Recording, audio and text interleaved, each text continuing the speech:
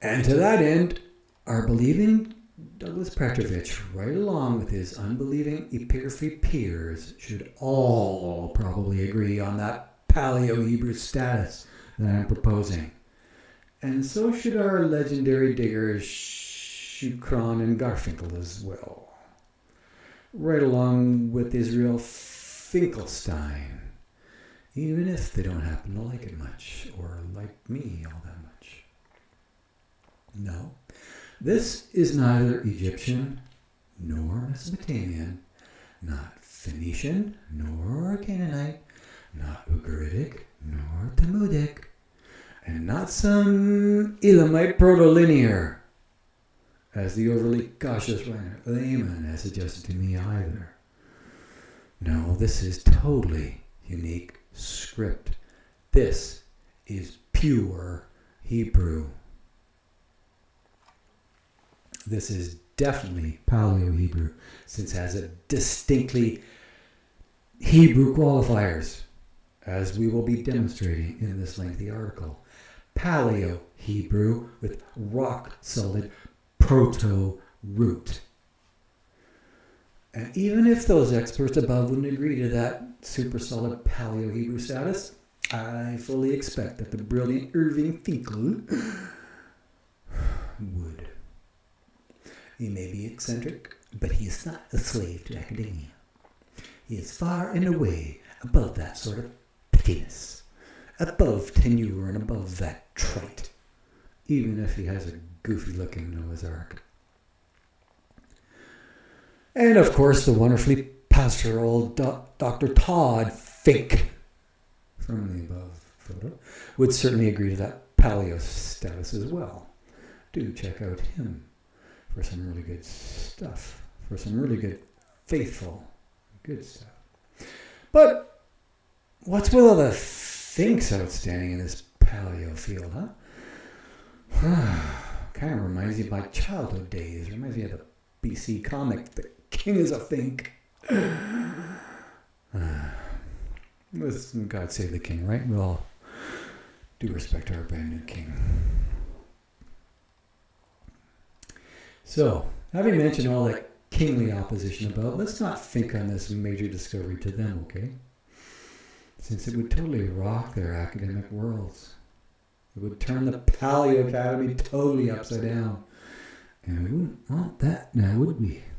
Stability is so very hard to come by these days.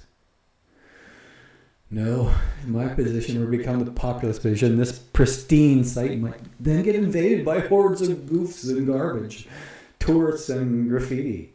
Graffiti like some disrespectful tourist sprayed on stones near the Split Rock recently.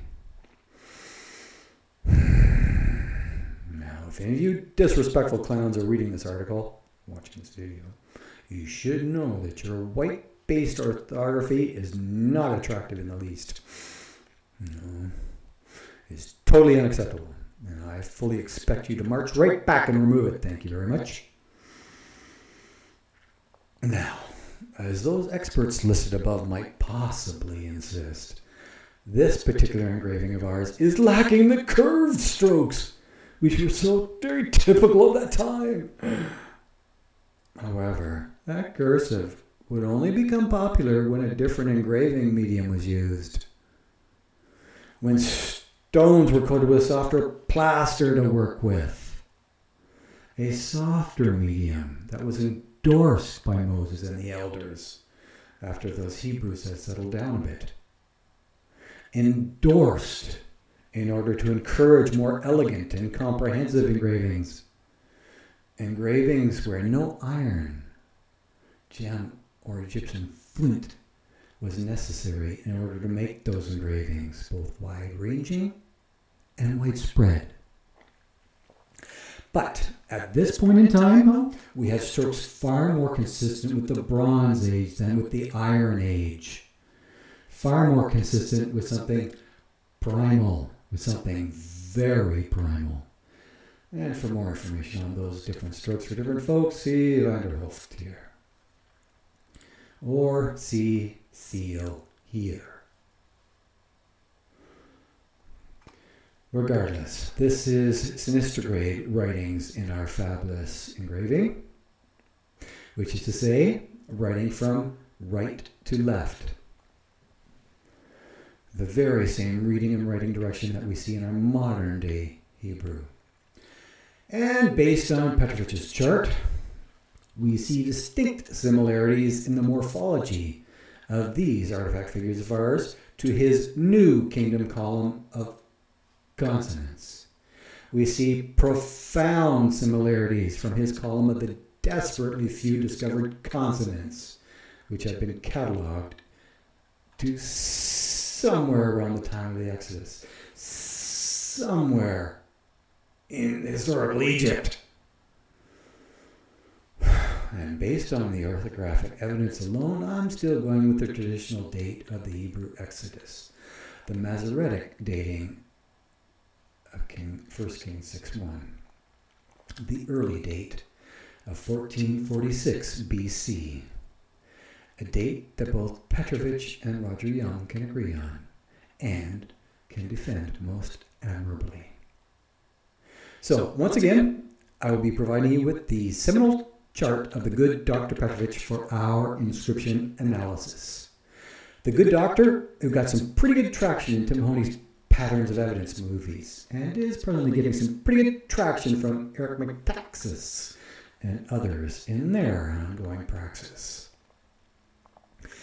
And yes, the very same alphabetic chart that we used previously to translate other inscriptions found near Mount Sinai, translating the petroglyph panel, the birthing billboard panel, and my first commandment discovered panel, with the help of Dougie's invaluable chart. A chart that was largely developed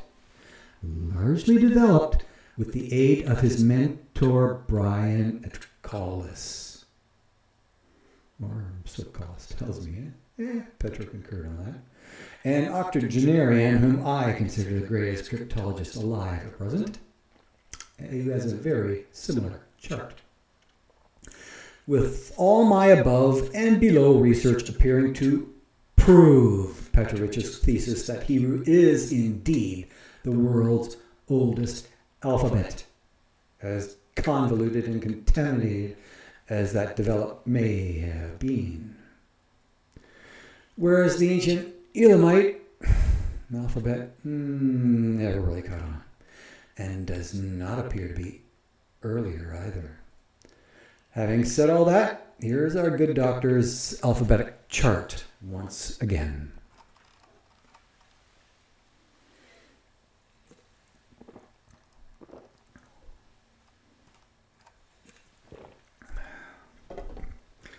A Hebrew alphabet that is thought to long precede what is considered the world's oldest alphabet by others in our present-day academia.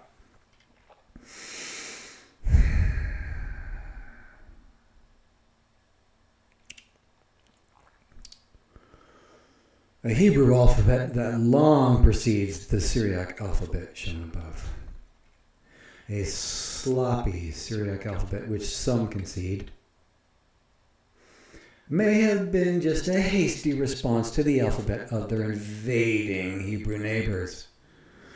A hasty quantum leap in communication that Syria wanted to get in on right away, before that window of economic opportunity wandered away.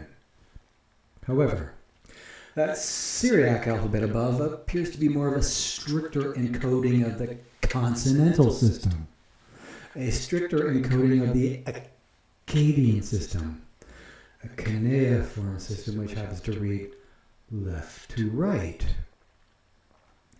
Whereas our paleo-Hebrew alphabet appears to have a greater similarity to the older syllabic Sumerian system, with its greater variety of symbols, a system with a pictographic base, typical of Proto-Literate period of Urk III and Urk IV, with its pictograph columns being read from right to left, the same reading direction as their Proto-Hebrew. Now, as quantity proof, let's take our first letter of the Hebrew alphabet to task. Okay? Not exactly a consonant, but do you see any similarity to this?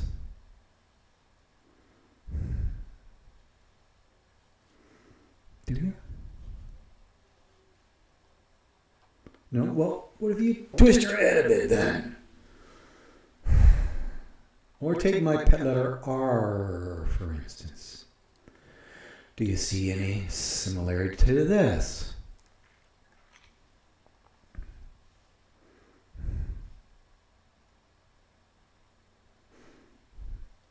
No?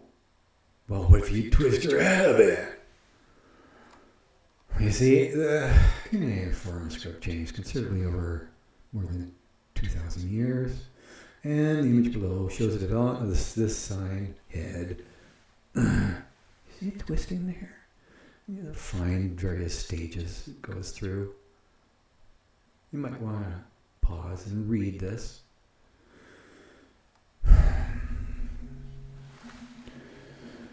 However, even my Proto-Hebrew artifacts are a great many generations removed from the Sumerian and Akkadian, and are hardly cuneiform text, which only a couple hundred people are qualified to read, supposedly. So, with that exclusivity in mind for our up-and-coming epigraphic analysis, let's just compare my sketchy artifacts to the scant few paleo-Hebrew artifacts that we presently do have, shall we? And even compare them to our better attested modern-day Hebrew figures, just for fun. Comparing like for like, granting minimal changes in our orthography. Sound eminently fair to you? Good. Let's go then.